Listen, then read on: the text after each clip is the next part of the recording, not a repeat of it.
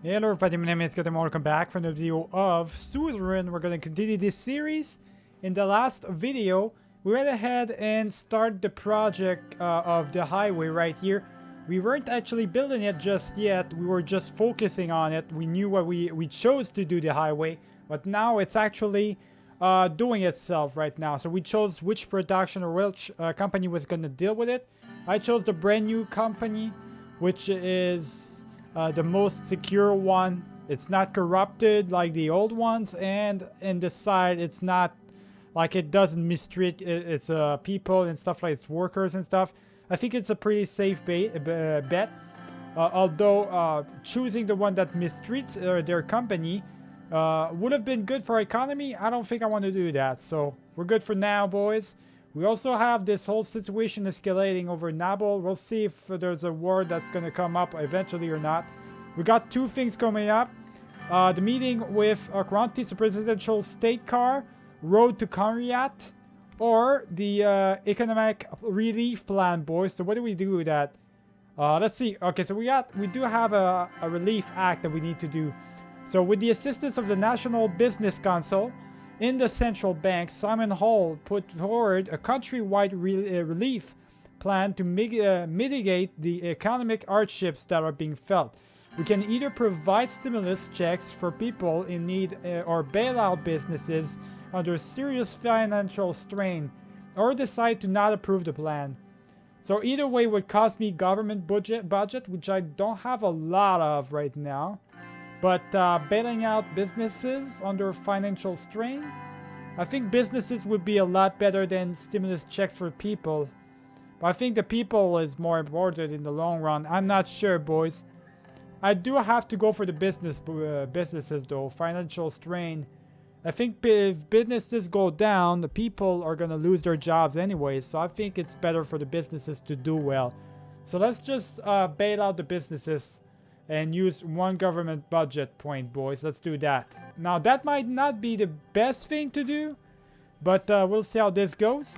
Turn 2. Our administration has passed a large economic relief package to help businesses under strain. There we go. So that's done. The next part is for us to actually do the car ride or whatever to Conrad. So let's see what's going to happen. I only have one of government budget and one of personal wealth left.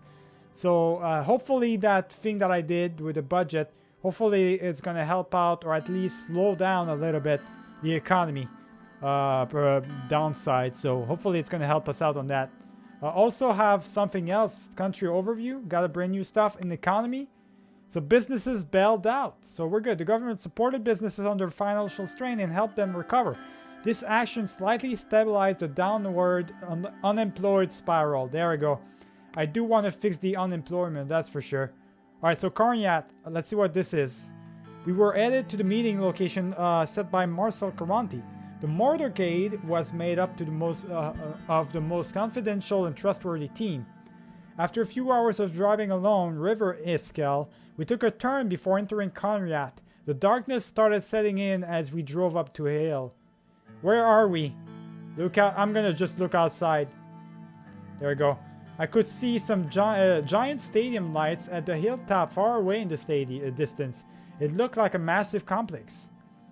We are nearing our destination, he says. We have arrived and the big iron gates of the country club open. It was huge and outright extravagant. The main building, inspired by lesbian architecture, was lit from all sides. It was rather chilly. I was approached by Peter and Lucien Gelade. I hope the journey was comfortable. Alright, so the location is very remote indeed. Anything to keep me away from home. It wasn't that bad. I'm looking forward to the meeting. I can't think of covering when our country is descending into chaos. Well, it wasn't that bad. I'm looking forward to this meeting. Let's do it. I'm sure it will be worth our time. He is Koronti after all. Let's get personal. Yeah, so we did have the meeting with the businessman, right? So let's see if he has anything to help us with right here. Enter the building. After opening the marble engraved wooden door, we were greeted by two tall women. The receptionist led us to the meeting room upstairs. Marcel was standing by the window looking outside at the beautiful complex. He turned around to have a quick look at us both.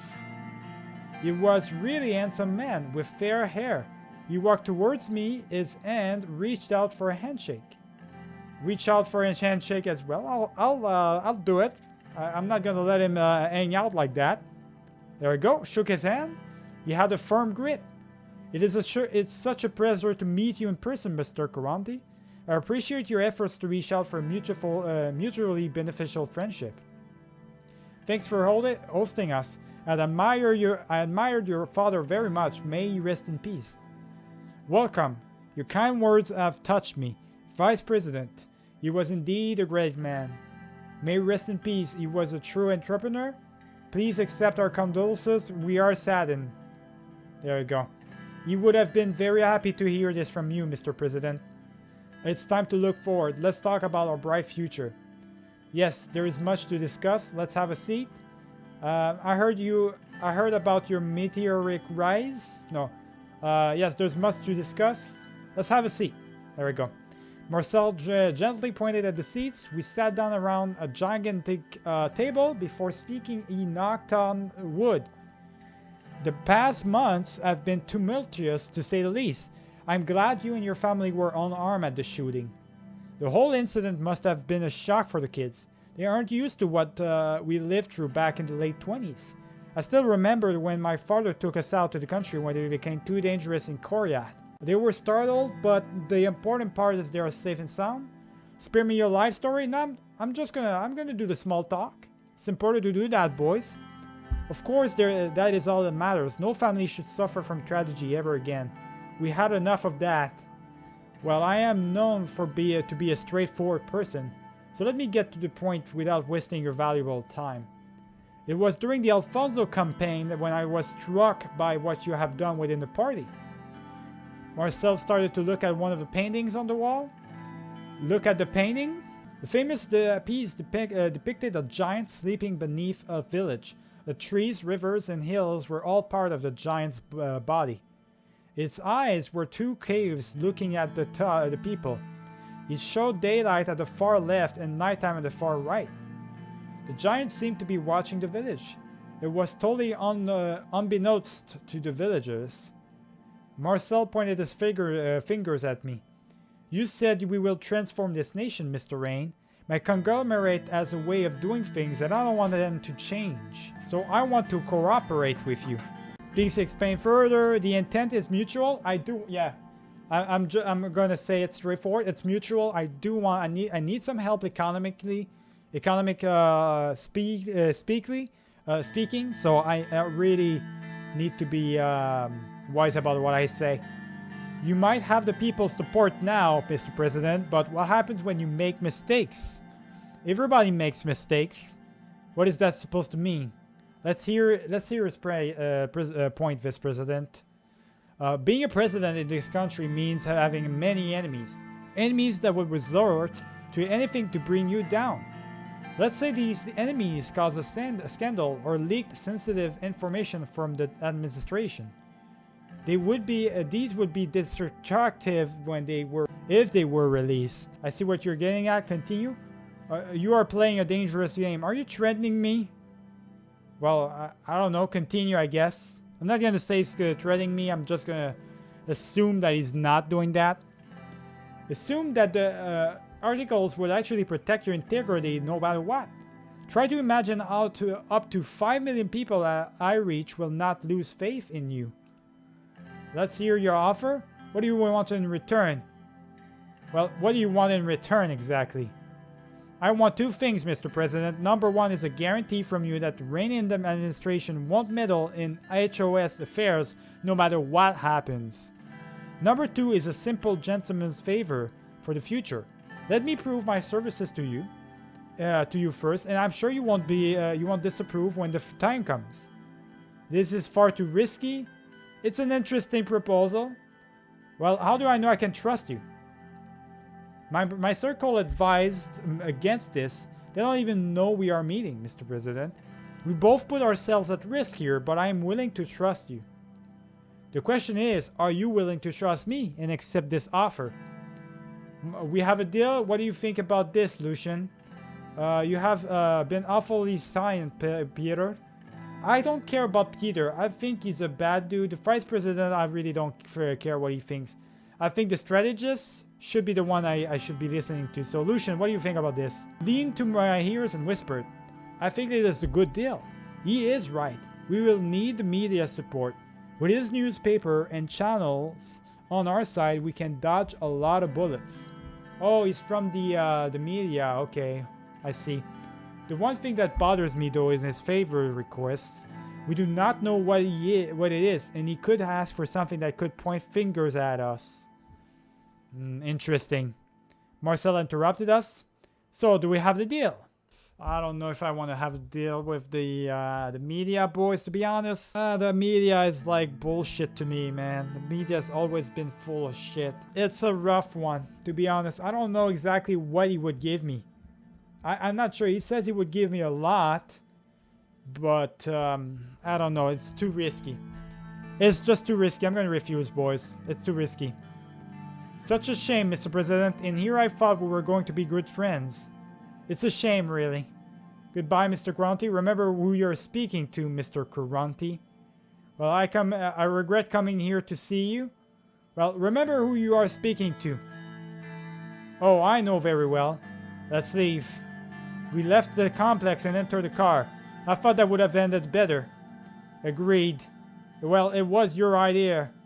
Well, I'm just gonna say agreed. I'm sorry, I should have seen it coming. Return to Oswald? There we go. We're returning to Capital, boys. So yeah, there was no way for me to have a deal with that. I mean, I don't care if I have the media on my back, like against me. I don't care about the media. Fake news, boys. I'm just gonna say it outright. It's just fake news all around anyways. So who cares about the media, right? It's just fake news every time. Alright, let's see the news, by the way. Radicals. People forgotten again. It wasn't much of a surprise to see the administration help businesses, especially when considering that people like Simon Hall are running the Ministry of Economy. Look, I don't care, man. I don't care what they think, the people think. Look, I'll help the people out, but I gotta bail out the industries first if I want the people, these actual people, to stay, to have jobs. Do you want them to have jobs, Radical Pay-Per-View, or not? Economists, businesses are alive and well. There we go. That's good news. Alright, let's see. Turn 2. So we reject the backroom mutual assistance deal with Marcel. There we go. I'm not going to be bought out by the media, boys. That's the wrong thing to do. Report from Elsworth. Kessa Gibaner demands emergency to be called. The leader of the NFP has demanded an emergency be called to address the increasing political violence in the country. He stated that without a declaration of emergency, Swordsland will be destabilized and the integrity of the country will be damaged even further. Well, there's nothing I can do about that, though. Can I? I don't know if I can, Tad. Funeral of Bernard Circas? Alright. Let's see. We're going to the funeral. So the death of Bernard has shocked the country and his funeral will be held in there among a large crowd of sympathizers. Circus was not only a communist poet, but also an elected MP that had a voice. A state funeral has been organized to honor him. The question is whether the president and administration will attend the funeral or not. Of course we will attend. What type of bullshit is that? We will definitely attend his funeral. It's the only thing to do, really. There we go. We attended, boys. Gotta show respect. I mean, come on now. So I don't see anything else right here. Let's see what the next thing is. St. Das Norris Cemetery. Let's see what we got. So dark clouds were looming over there. It looked daunting as our convoy started approaching the century-old cemetery. It looked like it was going to rain, certainly fitting weather for a funeral. As expected, Bernard Circus' passing maintained its media attraction, and all of Swordsland was paying attention to the ceremony, especially to what I would say in my speech today. Oh, I have a speech to say? Okay. Sir, we have arrived. Raindrops were running down the car with a window when Sergei opened my door and held an umbrella over the head. As soon as I got out, flashes from the camera blinded me. It's okay, Sergei. Sergei, I will hold my own umbrella. There I go. As you wish, sir. He handed me the umbrella and started walking next to the car with his own. Peter and Carl, excited for their own cars in the convoy, exited from their own cars in the convoy. They made their way over to me. Anton, Mr. President? Okay, so that's the chief of police, of course. I just wanted to inform you that the perimeter is clear and secured completely. There is no getting in or out without our knowledge. We don't want something similar happening again, do we? Exactly. Absolutely not, Mr. President. The same mistakes will not happen again. I personally made sure of that.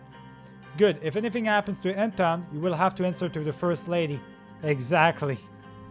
So, and trust me, Carl, you don't want to you don't want to deal with her. Peter let out a laugh which drew some attention from bereaved attendees. Peter, you are being inconsiderate? I don't think any of us want that. Gestured Peter to lower his voice. You are the only one who can make me laugh at the funeral. Well, I'm just gonna gesture Peter to lower his voice. Yeah, I'm just gonna do that. You're right, sorry. It started to rain. Several unintelligible voices were heard from Carl's radio. He stepped out to reply and returned shortly. We have a small problem, sir. A few, 5 to be exact, Red Youth members are here to attend the funeral. They apparently said they wish to pay their respects to their fallen comrade. Should we let them in? Do you think they pose a security threat? Let them in, but put a few guards on them. Absolutely not. Do you think they pose a security threat? No, they were thoroughly searched. It looks like they are here to attend the funeral. Let them in then. I'm just gonna let them in simply. I won't even put guards on them, boys. That's how much I'll show them that, look, I'm not the enemy here. I am definitely not. Let's head over. They are about to start. We walked towards the crowd circled around the grave. Everyone in attendance was wearing black in mourning. The rain started pouring heavily. Bernard's widow and daughter were in front row, staring at the coffin with a mixture of disbelief, confusion, and above all, a cold, unforgiving sadness. Both of their eyes were very red and swollen from weeping. Before taking my place to observe the ceremony, I gave my condolences to Bernard's wife and his daughter, who looked at me. She reminded me of Dina. When the religious ceremony was done, I was invited by the priest to deliver my speech. I took the podium. I felt like I had a lump in my throat. I couldn't get the daughter's eyes out of my head. Today we are mourning Bernard Circas, a father, a husband, and a loyal servant of this country. Towards the back of the crowd, I spotted the members of the Red Youth, wearing red shirts and black bands of mourning in their red arms. They seemed ruly and were respectfully bowing their heads. There was complete silence except for the sound of raindrops. This is a great loss for all of us. I will confess that I disagree with Bernard. No, I'm not going to say that. Regardless of his ideology, there was an heinous act made towards a good man. We must end the circle of violence. He was a true comrade, and he fought for what he believed in. His ideal vision of Suzerain in every step of his life. Well, I'm just going to say it's a great loss for all of us. I'm just going to be simple with it. We will make sure that the unfortunate events such as this will never happen again. Circus had a dream of unified Suzerain. In these next months, we need to fulfill his dream and band together. Interpret this attack as an attack against Suzerain. I promise you this, the blood of Bernard will not remain on the sacred ground. I think he had a dream. I think it's time we unite that dream. We need to stay united together. Together we are strong. Let us mourn the passing of Bernard Circas and remember him well. But hatred begets hatred. There is only way to overcome this vicious cycle. We must unite against the evil of this world. The tears of the family he left behind have a price. Nope. Let us just the simple one, boys. Let us mourn the passing of this man. Thank you. I would not like to recite one of the poems he left us. That's an interesting one. Our only strength is the will to survive, knowing that we will perish, knowing nothing more absolute. We rise towards the sun. Those who died fighting. There are no buried in the sun. No need to mourn. There is a raid to the sun. They need not let us sing our songs. They are afraid of the dawn. No. Our only strength is the will to survive. Exactly. A moment of silence, please. There we go. During the silence, all that was heard were the ravens. Some attendees started clapping, some crying. The coffin was lowered into the grave by the gravekeepers. After a couple minutes, Bernard Circas was with the soul, no more. As we bid farewell to Bernard, I want to close with the words every sword lives by. Ammonia were score. There we go. Everyone repeated Victor Sidas. Victory is close. There we go, boys. I know how to work the crowd. With applauses, I stepped down from the podium. It was time to leave. The widow thanked me for a soft and defeated voice before we dispersed. On my way back to the car, I still couldn't get the eyes of Bernard's daughter, nor the faltering voice of his wife, out of my head. Would Dina, Monica, and Frank look the same way if something happened to me? Peter put his hands on my shoulder. That was a good speech. I sensed only respect from his voice. It's time to go. Thank you, I mean it. Well, it's time to go. I'm just gonna nod. There we go. Come on, it's time to go. We've got work to do. So it was right, we had work to do, so much more to do. I realized that the rain had stopped and I looked up. The black clouds slowly dispersed and some beams enlightened our surroundings. As someone once said, even the darkest night will end and the sun will rise. Hope was still on the horizon. Alright, so one day more done, boys. We attended the funeral and now it's time to move on. What is this? The Blue mentioned briefing on the current diplomatic situation. Before we do that, let's look at that. We attended the funeral. There we go. Perfect, boys. We're looking at a true man right here. We're attending the funeral. We're doing some good stuff. Now let's look at the diplomatic situation right here. The Blue mentioned in Lakeven hasted us for the important diplomacy gathering. The door opened and David Witchy, once a lecturer to me, now the Minister of Foreign Affairs, gently made his way towards my desk. May I sit, Mr. President? Leave the formalities aside, David. Please take a seat. I am still getting used to your new position, Anton. He slowly sat down, taking care of not to aggravate the arthritis in his knees. He'd always had an air of gravitas around him, and old age had only served to deepen that. After he settled himself, he regarded me to delight, his blue eyes sparkling. Look at you, Anton, the 4th president of Swordland. What a privilege for me. I still remember the first day you took my class at the Dare University of Culture. And remember how hard we worked on the Agnola trade agreement together?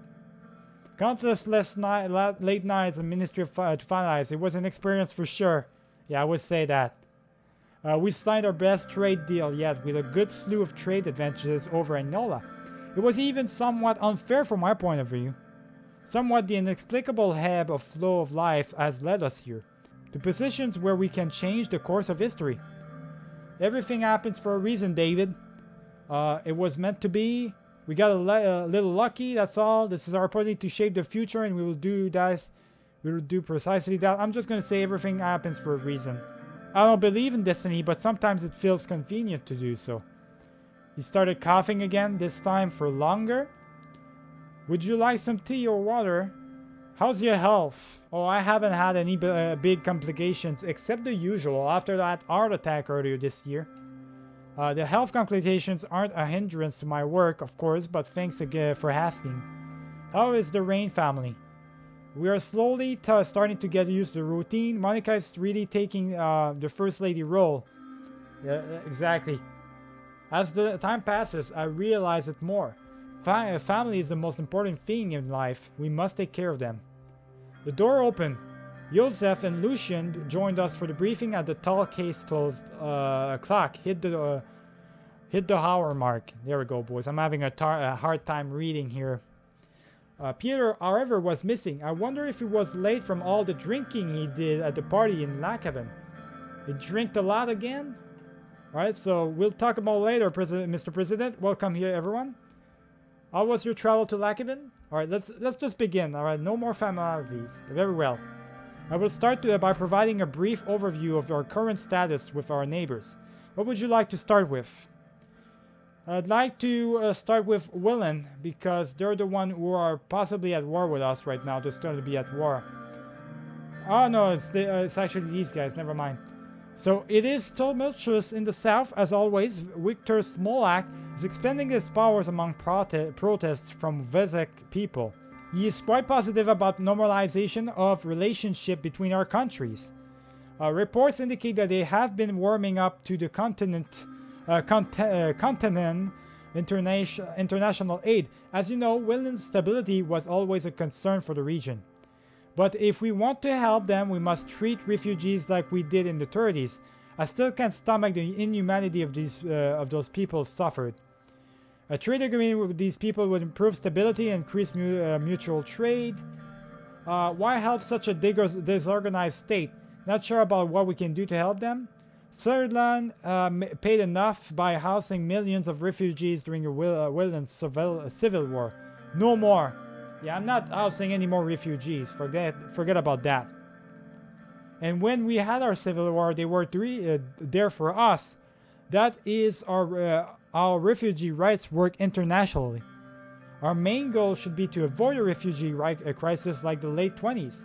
That civil war had major security and economic repercussions on Swedish soil. One of the demands of President Smolak was to tighten our immigration laws, so the political refugees don't escape to Sordland. There has been a recent purge that pushed many Bloodish to flee to Berga. It is definitely troubling. Grumran Outpost has regained its importance due to this. I'm sure you would remember that winter at the border outpost, Mr. President. He was right. I did remember that winter. I remembered how cold it was when I let the refugees slip through. I was discharged of my duties as a result by Major Josef Lynchia, spending the rest of my service cleaning toilets and sleeping in a cell. So that's the guy I was working under at the time. Interesting. Very interesting. In fact, there had been a similar refugee situation in the past. Even Mr. President himself chose to dissipate direct orders from his commanding officer at the time. I was young, I made a mistake. Past is the past, let's move on. And you made me sleep in a prison cell for it. I'll never forget that. Well, I did what was right. Well, past is the past, let's move on. He opened his mouth to say something, but David cut in. Our focus should be on the current matters. The Bloodish minority is very large inside Welland too, which is a factor to consider. It is in our national interest to prevent the formation of a failed state on our western border. Welland has been increasingly aligning itself towards the Communist Alliance. Another point to analyze. I'd like to hear about Anola, alright? I want to hear about Anola. Yeah, I think that we could be very good allies with them. Our brotherly nation to our northeast, Anola, they're still diplomatic, non-aligned, but probably are one of the most democratic systems between our neighbors. Economic stagnation is a worry for them. The primary issue is their heavy reliance on foreign investments from us. Anola is our most friendly neighbor. We have been allied for the longest time after Rumburg annexed Dome. This fact needed to be a part of the equation. Unsurprisingly, the Anolan Prime Minister, Martin van Horten, is expanding better cooperation through a new, fairer trade deal with us. It was one of his election mandates. Well, think about it, Circas. The matter is still on the table. A more comprehensive trade deal sounds beneficial to all sides, exactly. Both sides could gain from it, but Anola has more to win than us. They want to protect their weaker industries, which we are profiting from selling our goods to. Additionally, the latest numbers indicate that currently 1 million Anglo-Swedish citizens live in the England region of Sordland, which creates a link between foreign policy and our internal affairs. These people are suffered socio-economically, which led them to crime and other problems. In addition, a relaxed immigration policy was one of Agnola's main requests, which is unacceptable. Most of the migrants in our country haven't even assimilated into Swedish culture. Having more won't help. I'm skeptical about relaxed immigration. Yeah, I'm skeptical about that, boys. I'm really skeptical. I really want immigration to be not relaxed, like to be super tied up as much as possible. You should be. We have already witnessed several society shifting waves of migration. We should remember that we promised to tighten our immigration laws in the election campaign. Exactly. I promised to tighten the immigration, not loosen it. So that's not going to happen, that's for sure. I want to know more about Valsglen. So what is Valsglen? It's these guys right here. So our cousins of old across the Marken Sea wish to have good relations with us. As we all know, Valsglen is a socialist republic aligned with United Contana. They are an important regional player. It's also the most significant sea power in eastern Merkaba. We had hostile relations with them after several wars in the 19th century, which we wouldn't want to experience again. Recently, the relationships are warmed up thanks to Emmerich Eagle. As a result, diplomatic talks can be conducted in the future. It's not easy to forget about the Great Fire of Conrath. Thousands of lives were lost that day. Breaking the ice with Vlasians could be good if we are to rise diplomatically. Well, we shouldn't take any sides between the regional powers, exactly. It could lead us to be squeezed between the two with no protection. It's a potential situation to be considered.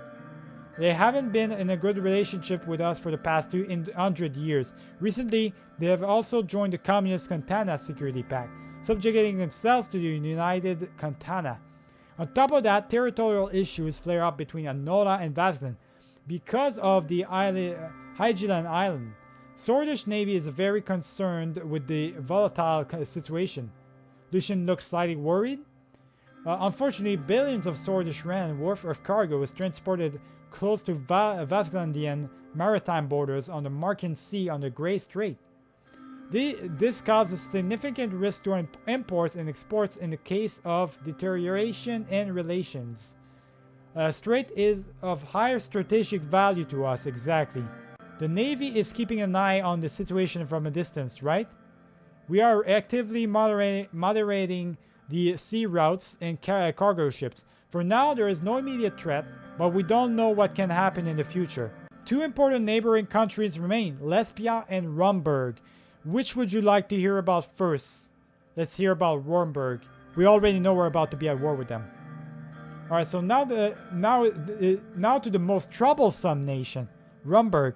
A constitutional monarchy led by the Queen, Beatrice Livingston. Oh, that's why she invaded us. It's a monarchy, boys. Of course it is. I highly advise caution and calculated action against Rumburg. Our military must be prepared. The threat is real. They are strong and have the motivation as well as the means to damage us. We shouldn't give them any reasons to pursue aggression. I disagree. We should give them all the reasons to do it. We need to attack them first before they attack us. There's no room for monarchies in this world, boys. I will take your advice in consideration. Rumburg is and always be a rogue-like state. Nothing can be done about that. We can act in our limits and make sure we are prepared for anything. Sword rattling is not advised in my opinion. While Turnberg openly denies such claims, their past and current actions made it clear that they want to destabilize us. The weapons caches found by our intelligence agency clearly shows what their goals are. Our military must be steadfast and our diplomacy valiant. Iso looks stern and full of resolve. The Rumburg threat is one of our top priorities. You can be assured of that. We are always in dialogue with our Rumburg ambassadors to make such a channel as open to solve disputes. We could use their aggressive attitude against them by convincing the international community. Exactly. We can spin it off like they're aggressive towards us. Come help us out. Come defend our homeland. We are the ones defending ourselves right now. So that's on our good side. Lucian grabbed the Lachavan Times newspaper and put his fingers on the article about the latest diplomatic incident. Their abrupt announcement about the closure of the Rumburg consulate in Lachavan is yet another step in the escalation. What about Lesbia? So these are the guys. Our southern neighbor is aligning itself more and more with Arcasia. Lesbia is currently led by the Prime Minister Patriarcho Alvarez. They are the jewel of the continent and the second largest economy in Marcopa. Though wealthy, Lesbia suffers from excessive economic inequality. Our past relations have been great, but during the last decade, their investments into Switzerland dwindled due to our instability. Allying with the richest regional could be beneficial. Yeah, it could be, but it would also mean that we would draw closer to the Arcasia bloc and near the Arcasian Trade Organization. I am certain that the recession has a lot to do with their retraction of investments. Once they see that money isn't in the picture, they vanish rather quickly because they are capitalists. They have shown a selfish attitude during the Welland Civil War by closing their borders and funneling refugees to cross into Swordsland. Lucian cleared his throat. Our values are too different with Lesbia. It will be hard to see eye to eye. The capitalism of Lesbia is inspirational to me. Look at their economic power. Everything comes at the cost. In Lesbia, the cost is wealth inequality. Business people are getting richer and richer. There are hundreds of very privileged oligarchs who invest inside and outside of Lesbia. Some made significant businesses investments in the city of Binfi and Valgan. This covers the overview of the current situation. We will move on to our trade shores in response to Arumber's diplomatic escalation. The sun began to set over the hills surrounding Lacheven. The team was ready to give advice on the new trade initiative and the response to the latest diplomatic incident with Rumberg. Peter arrived late and a little rougher than usual. He must have been drinking from last night. Here there, folks. Excuse my delay. I'm sure I didn't miss anything we didn't already know. You were still supposed to be a part of this meeting, also on time. But punctuality is important. We are talking about serious subjects here. Peter was assigned a task from me. That is why I'm not gonna balance him out, boys.